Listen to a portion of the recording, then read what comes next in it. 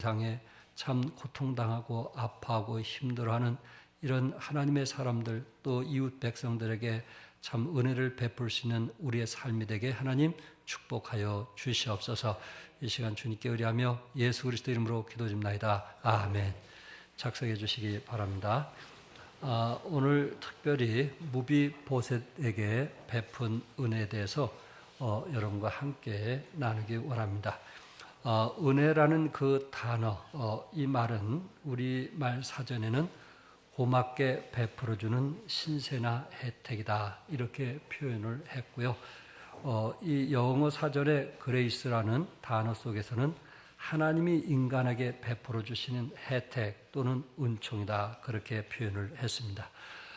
그런데 이것을 헬라어 그 원에 보면은 은혜라는 단어를 카리스라는 단어로 썼는데 그 카리스라는 단어를 설명해 보면 받을 자격이 없는 자에게 거저주시는 하나님의 은총이다. 그러니까 무비보셋에게 베푼 은혜라고 했으니까 받을 자격이 없는 무비보셋에게 이제 거저주시는 하나님의 은총이다. 이렇게 말씀을 드릴 수가 있습니다. 그러니까 은혜라는 것은 값없이 베푸신 은총, 조건 없이 사랑하는 것입니다. 그런데 로마서 6장 17절과 18절에 보면은 그 은혜라는 말을 다른 단어로 표현을 했는데 하나님께서 감사리로다 너희가 본래 죄의 종이더니 너에게 전하여 준 바 교훈의 본을 마음으로 순종하여 죄로부터 해방되어 의에게 종이 되었느니라. 여기 보니까 죄로부터 해방되어 의롭게 된 의에게 종이 된 그 사실에 대해서 하나님께 감사한다고 했거든요. 그 감사한다는 말이 은혜라는 카리스라는 단어를 썼던 것입니다. 그러니까 다시 말해서 하나님께서 우리에게 베푸신다. 위에 사람이 아래에게 베풀 때는 은혜가 되지만 아래 사람이 그 은혜를 표현할 때는 이것이 윗사람에게 감사로 표현이 된다는 거예요. 그러니까 여러분과 나는 하나님으로부터 받은 뭐가 되겠어요? 은혜가 되는 거고 우리가 구원받은 그 은혜에 대해서 하나님께 표현할 때는 이것이 감사로 표현이 되어진다는 것입니다. 그러면서 이것이 또 카리스라는 단어가 다른 단어로도 사용되어졌는데 베드로전서 2장 19절과 20절에 부당하게 고난을 받아도 하나님을 생각함으로 슬픔을 참으면 이는 아름다우나 죄가 있어 매를 맞고 참으면 무슨 칭찬이 있으리요. 그러나 선을 행함으로 고난을 받고 참으면 이는 하나님 앞에 아름다우니라. 여기에 보니까 참 믿음 안에서 고난과 슬픔을 견디고 이기면 그것이 아름답다고 했는데 그 아름답다라는 단어가 카리스라는 단어로 쓰게 되었습니다. 그러니까 때로 이 같은 단어임에도 불구하고 어떤 것은 은혜로 사용되었고 어떤 것은 또 감사로 번역이 되었고 또 어떤 것은 하나님 안에서 거듭나고 구원받은 사람들이 때로 핍박과 시련을 이겨내는 그 아름다운 그 모습을 여기에서는 이제 그 아름다움으로 표현을 했던 것입니다. 작가 필립 얀시라고 하는 사람은 하나님의 은혜를 이렇게 표현했는데 누구에게나 값없이 주어지는 것 아주 간단한 거 아니겠어요? 누구에게나 값없이 주어진 것이 뭐라고요? 은혜다. 그가 인간의 어떤 빈부귀천을 떠나서 인간의 노력과 행위를 떠나서 누구에게나 주어진 것이 하나님의 뭐라고요? 은혜다. 이렇게 말씀을 하고 있습니다. 그러니까는 그 은혜라고 하는 것은 하나님의 그 사랑이라고 하는 것은 하나님만의 계산법으로 우리에게 주신 것이 은혜인데 이것은 인간으로서는 도저히 상상할 수 없는 생각할 수 없는 은혜를 우리에게 말씀하고 있습니다. 그래서 우리 신약에는 은혜라는 단어를 많이 사용했기 때문에 우리가 익히 그 은혜에 대해서 이해가 되는데 이 구약 성경이나 물론 예수님 당시에도 예수님께서 메시지 전할 때도 은혜란 단어란 말이 거의 없었고요. 또한 구약 시대도 은혜란 단어를 사용하지를 않았는데 은혜라는 단어 대신 다른 단어로 사용이 되어졌습니다. 그런데 그것이 오늘 본문에서 은혜에 대해서 그래도 가장 접근할 수 있는 그 단어가 가장 접근할 수 있는 사건이 뭐냐면은 바로 요나단의 아들 누구에 대한 얘기였어요? 무비보셋에 대한 이야기였습니다. 이 오늘 본문에 있는 말씀은 약 3천여 년 전 다윗이 사울 왕을 이어 이스라엘의 왕이 되었습니다. 그래서 다윗이 왕이 되었을 때 대부분 이제 어떤 사람이 왕으로 되었을 때 전 그 왕들의 가족을 이제 모두 몰살시키는 것이 그 당시에 이 상황들이었기 때문에 모든 사람들이 피하게 되었습니다. 무비보셋도 거기에 해당되는 사람인데 무비보셋도 역시 도피하고 있다가 15년에서 20년 동안 그는 조용히 살고 있을 때 오늘 사무엘하 9장에서 무비보셋에 대한 이야기가 나오는 것입니다. 그래서 오늘 이 시간에 구약에서 보여준 그 은혜, 바로 무비보셋을 통해서 하나님의 은혜를 우리가 알 수 있는데 몇 가지 말씀을 통해서 같이 나누기 원하는데, 첫째는 다윗은 요나단의 후손이 남아있는지를 알아보게 되었습니다. 그것도 많은 시간이 지난 15년 넘게 이제 그 정세를 이제 다시 회복하고 혼란한 그 나라를 다시 회복하고 좀 안정이 되었을 때에 한 20여 년 동안 그 일을 하다가 이제 그 나라가 좀 평안해졌고 평온을 얻기 시작하면서 무언가 이제 뜻있는 이런 생각을 하게 되었을 때 다윗이 그 순간 요나단이 생각이 났고, 그리고 요나단과 언약했던 그런 생각이 나게 되었을 때에 다윗은 그 사울의 집에 아직도 남은 사람이 있느냐라고 묻게 되었던 것입니다. 그러니까 다윗이 좀 마음이 평안하고 안정을 찾게 되었을 때 그동안 참 그 나름대로 자기에게 선을 행했고, 그리고 자기를 도와줬던 그 일에 대해서 그 요나단의 후손을 찾기를 원했던 것입니다.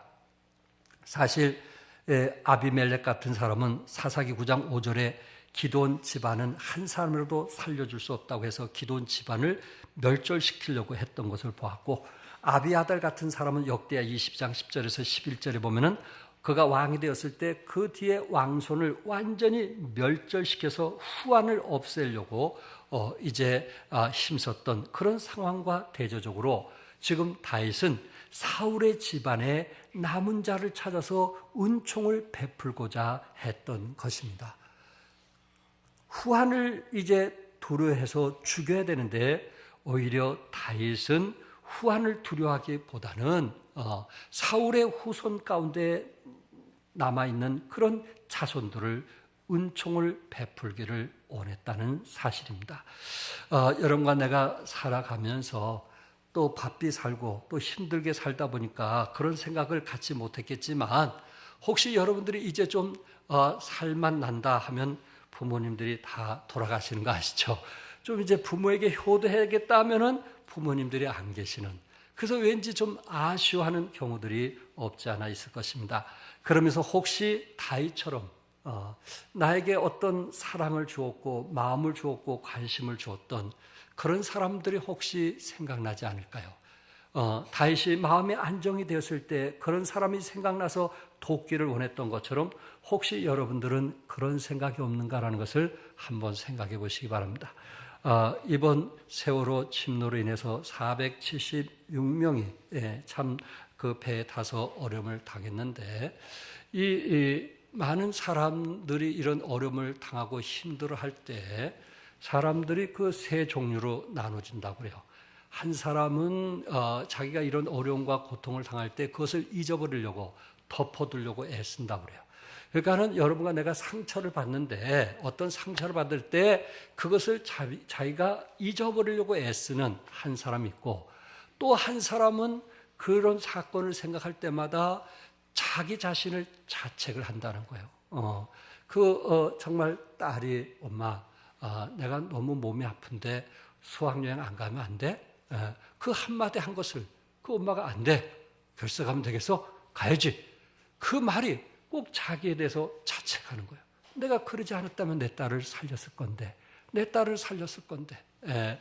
딸이 참 몸이 아파가지고 엄마 나 수학여행 대신 병원 가면 안 돼? 무슨 병이냐, 수학여행 가야지. 그것이 부모의 마음을 계속 나타나는 거예요. 그래서 자책을 하는 거예요. 어떤 사람은 덮어두려고 하는 사람이 있고 어떤 사람은 자책하려고 하는 사람이 있습니다. 또 하나는 우리는 이 사건과 이제 관련이 안 된 경우도 있겠지만은 교회 안에서 제3자인데 이런 사건을 통해서 과거에 자기가 일어났던 것이 다시 되살아나는 거예요. 배를 탄 사람 중에. 그래서 내가 뱃멀미하다 무슨 일을 당했는데 이 배라고 하는 거기서 이런 사건을 통해서 그것이 되살아나 가지고 공황 증세를 가져오는, 공황 장애를 가져오는 그런 사람도 있더라 하는 것입니다. 지난번에 김파울 목사님이 이제 불광동 성서 침례교 선교대 때 설교를 하는데 잠시 자기를 위해서 기도해 달라는 거예요. 공황 장애가 왔다는 거예요. 아버님이 돌아가신 것에 대해서 너무 쇼크를 받아가지고 도저히 설교를 할 수가 없는 거예요. 지금 설교 시간에 나와서.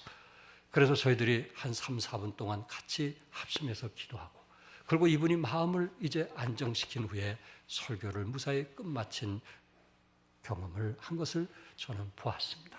이렇게 제3자가 공황장애를 가져오는 거예요. 그래서 우리는 실제적으로 피해는 이제 당하지 않았다 할지라도 우리 교회 식구들 중에 내 주위에 혹시 이런 걸로 인해서 공황장애나 우울증이 있는 사람이 있지 않는가. 우리는 그런 사람들을 생각하고 또 그들에게 받은 사랑을 생각하면서 관심과 사랑을 표현할 의무가 있다는 것을 말씀을 드립니다. 여기에 다윗은 이제 세월이 지난 후에 요나단과 언약한 것을 생각을 했고, 그리고 다른 왕들은 그의 집안 식구들을 멸절하건만 여기에 다윗은 오히려 이제 사울 왕의 종이었던 시바를 통해서 요나단의 아들의 소식을 듣게 되었습니다. 그래서 2절과 4절에 왕이 이르되 사울의 집에서 아직도 남은 사람이 없느냐, 내가 그 사람에게 하나님의 은총을 베풀고자 하노라니 시바가 왕께 아뢰되 요나단의 아들 하나가 있는데 다리저는 자이다 하니라. 여기에 시바는 사울의 종이었어요. 그 말은 뭐냐면은 요나단의 종이 될 수가 있고, 그 말은 무비보셋을 어떻게 하면 챙기고 도와줘야 될 그런 사람인데도 불구하고 여기 시바는 좀 더 생활이 넉넉하고 잘 살면서도 여기 무비보셋을 도와주지 아니하게 되었고, 그리고 두 다리를 걷지 못하는 그런 장애인에게 뭘 다시 찾으려고 합니까? 그리고 그 사람을 왜 왕궁에까지 데려오려고 합니까? 하면서 못마땅하게 시바는 이제 다윗에게 말을 하게 되었습니다. 그러나 다윗은 그가 어디 있느냐? 그가 누구든지, 그가 뭐든지 누구든지 다리를 절었던, 또한 외모가 어떻게 생겼던, 그가 어떤 뭐가 났던 그것이 중요한 것이 아니고 그를 데리고 와라. 그래서 나는 남은 자에게 은총을 베풀겠다. 이렇게 말씀을 하고 있습니다. 특별히 3절에 우리 함께 읽어볼까요? 어떤 은총을 베푸는지 3절 다시 해서 시작. 왕이 이르되 사울의 집에 아직도 남은 사람이 없느냐, 내가 그 사람에게 하나님의 은총을 베풀고자 하노라 하니 시바가 왕께 아뢰되 요나단의 아들 하나가 있는데 다리 저는 잔이다 하니라. 여기에 사울 왕가의 후손에게 누구의 은총을 베풀기를 원했어요? 하나님의 은총을 베풀기를 원했던 것입니다. 다시 말해서 여기서 은총이라고 하는 것은 친절이라는 단어로 사용이 되어지고 있고, 그 친절이라는 단어는 그 헤세드라는 단어로 사용하고 있습니다. 이 헤세드라고 하는 그 단어는 아가페라고 하는 독특한 세상 사랑과는 다른 하나님의 사랑을 의미할 때 헤세드, 있는 그대로 받아주고 있는 그대로 용서하고 있는 그대로 사랑하는 이 헤세드라고 하는 단어가 구약에만 250회나 이 단어가 기록이 되어 있습니다. 이만큼 하나님의 사랑은 조건 없이 있는 그대로 받아준다는 사랑입니다. 헤세드란 말은 저주받아 마땅한 사람, 진노를 받아 마땅한 사람에게 오히려 대신 그를 불쌍히 여겨 그를 선대해서 그에게 베풀어준 사랑을 헤세드의 사랑이라 이렇게 말하고 있고, 여기에 은혜라는 단어는 다시 말해서 자비, 은총이라는 단어는 자비라고 하는 것인데, 결국 하나님의 그 자비를 가지고, 다윗의 자비를 가지고 지금 자비를 베푸는 것이 아니고 하나님의 자비를 가지고 무비보셋에게 자비를 베풀고자 하는 다윗의 마음을 보게 됩니다. 여러분들이 잘 알고 있는 에베소서 2장 7절에서 9절에 보면 이는 그리스도 예수 안에서 우리에게 뭐 하심으로써? 자비하심으로써. 그 은혜가 자비라는 의미인데 자비하심으로써 그 은혜의 지극히 풍성함을 오는 여러 세대에 나타내려 함이라 이렇게 말씀했어요. 그러니까 우리의 어떤 행위로 우리를 구원해 주시는 것이 아니고 우리의 어떤 행위로 여기에 다윗이 무비보셋을 도와주는 것이 아니고 무비보셋은 이제 장애인인데도 불구하고 여기에 다윗이 내가 그에게 하나님의 은총을 베풀겠다 이렇게 성경은 말씀하고 있습니다. 여러분 한번 생각해 보세요. 분명히 자비 은총은 우리 성경에 고린도 후서에 보면은 하나님의 위로를 받은 사람이 다른 사람을 뭐 할 수 있다고 그랬어요? 위로할 수 있다고 했잖아요. 그렇다면 다윗은 어떤 자비를 받았기 때문에 어떤 은혜를 받았기 때문에 무비보셋에게 은혜를 베풀 수 있을까? 여러분 내가 잘 알고 있는 것처럼 다윗은 이제 한 여인이 목욕하고 있을 때 그 여인의 이름이 누구였어요? 그 이름이 누구였어요? 예? 밧세바였어요. 그 여인이 목욕하는 모습을 보고 그 여인을 이제 자기 아내로 삼게 되었습니다. 이것이 결국은 그 죄가 드러나게 되었고 그리고 선지자를 통해서 그는 자기 죄를 회개하는데 시편 51편 1절에서 4절에 보니까 하나님의 주의 인자를 따라 내게 은혜를 베푸시며 자비를 베풀어 달라고 기도하는 것입니다. 주의 많은 긍휼을 따라 내 죄악을 지워주소서. 나의 죄악을 맑게 씻으며 나의 죄를 깨끗게 제하소서. 무릇 나는 내 죄과를 아오니 내 죄가 항상 내 앞에 있나이다. 내가 주께만 범죄하여 주의 목전에 악을 행하였사오니 주께서 말씀하실 때 의로우시다 하고 주께서 심판하실 때 순전하시다 하리이다. 여기 다윗은 하나님께 뭘 구한지 아시죠? 은혜를 구한 거예요. 자기가 간음하는 그 사건을 통해서 또한 충신이었던 우리아를 죽인 그 살인죄를 통해서 여기에 다윗은 시편 51편에 보면 구절마다 정말 마음 졸이는 회개, 정말 하나님 앞에 낮은 자세에서 자기의 죄를 용서해달라고 하는 그런 간절한 기도하는 다윗의 모습을 보게 되고 침상에까지 눈물을 흘리고 적시면서 하나님께 회개했던 다윗의 모습을 보게 됩니다. 하나님께서는 다윗의 그 잘못을 알면서도 다윗이 눈물로 그렇게 하나님께 매달려 회개하게 되었을 때 다윗의 죄를 어떻게 줬을까요? 용서해 줬던 것입니다. 다윗에게 자비를 베풀어 줬던 것입니다. 그래서 다윗은 그 경험을 했던 사람이었기 때문에 다윗은 자비를 받았던 사람이었기 때문에 여기에 무비보셋에게서도 어떻게 보면 자비를 베풀 수 있는 용서할 수 있는 그런 사람이 되었다는 사실입니다. 사랑하는 성도 여러분, 이것이 꼭 다윗만 경험했을까요? 만약에 여러분들이 아직도 이런 은혜와 자비를 경험하지 못했다면 우리는 십자가 앞에 나와야 될 것입니다. 우리는 그리스도 앞에 우리 자신이 죄인인 것을 인정해야만 될 것입니다. 하나님의 저주와 진노를 받아 마땅한 나를 있는 모습 그대로 십자가를 통해서 받아주신 하나님의 은혜를 체험해야만 될 것입니다. 그 은혜를 체험한 사람은 다른 사람을 용서할 수가 있어요. 그 은혜를 체험하는 사람은 다른 사람을 받아줄 수가 있습니다. 그러나 이런 놀라운 영적인 축복을 헤아리지 못한 사람, 체험하지 못한 사람은 다른 사람을 용서할 수가 없어요. 자기 스스로 다른 사람을 판단하게 될 것입니다. 무슨 말인지 아시겠어요? 용서함 받은 사람이 다른 사람을 용서할 수 있다는 거예요. 자비를 받은 사람은 다른 사람에게 자비를 베풀 수가 있더라는 이야기입니다. 그러므로 여기에 다윗은 이미 그런 용서함, 자비함을 경험했기 때문에 무비보셋을 이제 용서할 수 있고 사랑할 수가 있었던 것입니다. 또한 두 번째, 다윗은 요나단의 아들 무비보셋을 기쁨으로 영접했습니다.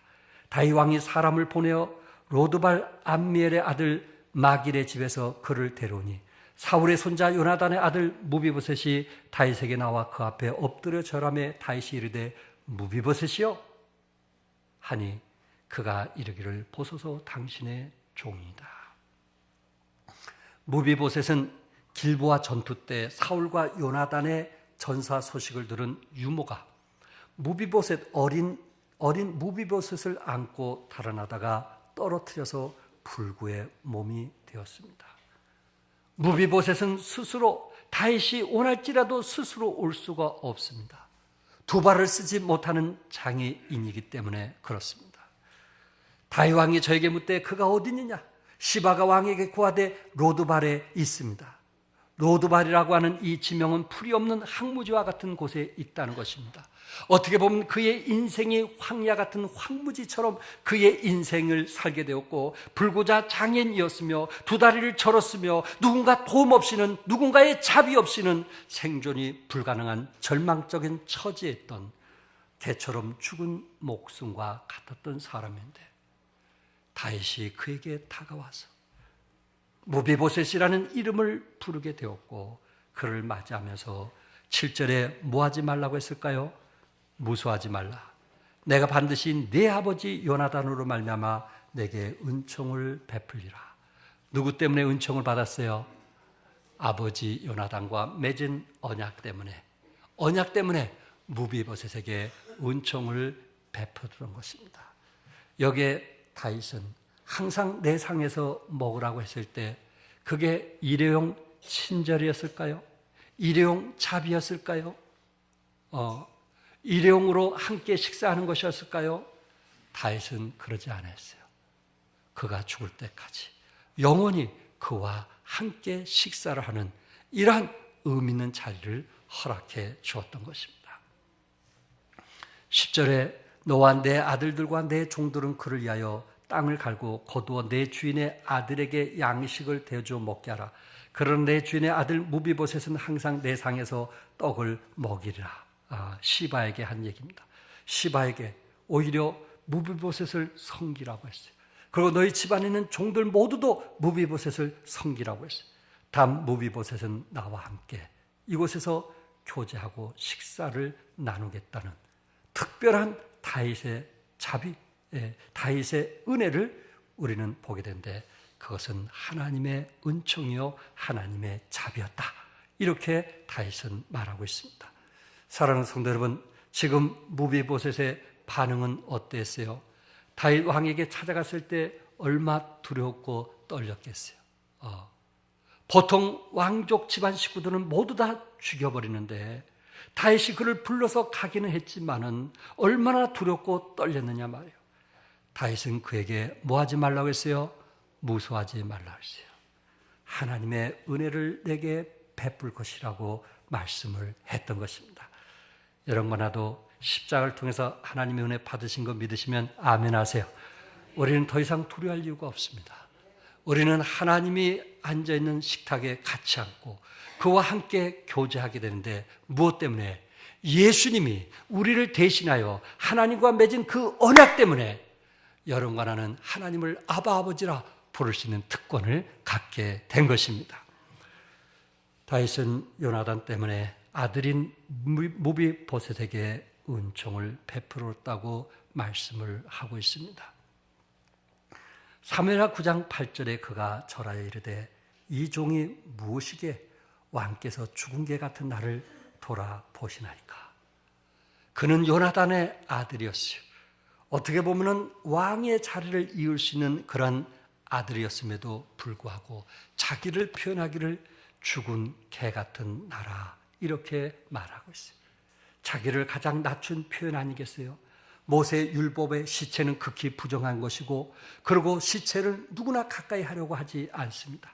이처럼 죽은 개라는 말은 멸시를 받으며 살아왔고, 이제는 천한 신분이라는 표현을 했고, 그리고 로드발에서 살다가 죽게 두는 것이 마땅한 처지라고 그런 이야기를 했던 것입니다.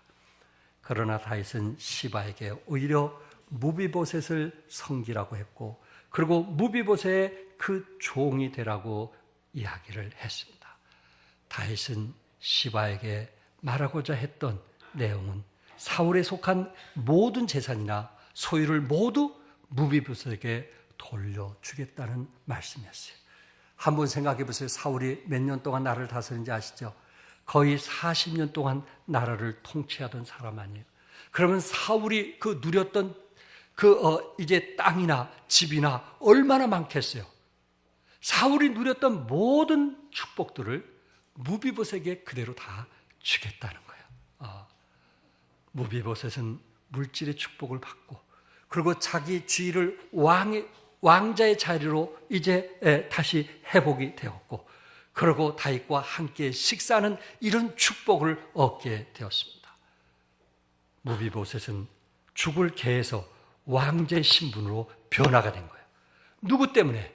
요나단이라는 아버지와 언약한 것 때문에 왕자의 신분으로 죽은 개에서 자기 주위가 바뀌게 되었고, 그리고 사울왕 자기 할아버지가 누렸던 모든 축복을 누릴 수가 있게 되었습니다. 바로 이것은 하나님의 은혜였어요. 여러분아도 죽을 수밖에 없었던, 또한 어떻게 보면은 영원한 지옥에서 고통당할 수밖에 없었던, 허물과 죄로 말미암아 죽어야 됐던 우리들을 에베소 2장 1절에서 너희를 뭐 하셨도다? 살리셨도다. 개 같은 죽은 개 같은 무비보셋을 다윗을 통해서 다시 살렸던 것처럼 허물과 죄로 죽었던 우리를 예수 그리스도의 보혈로 살려준 것을 우리는 믿습니다. 베드로전서 2장 10절 같이 한번 읽어볼까요? 다 같이 시작.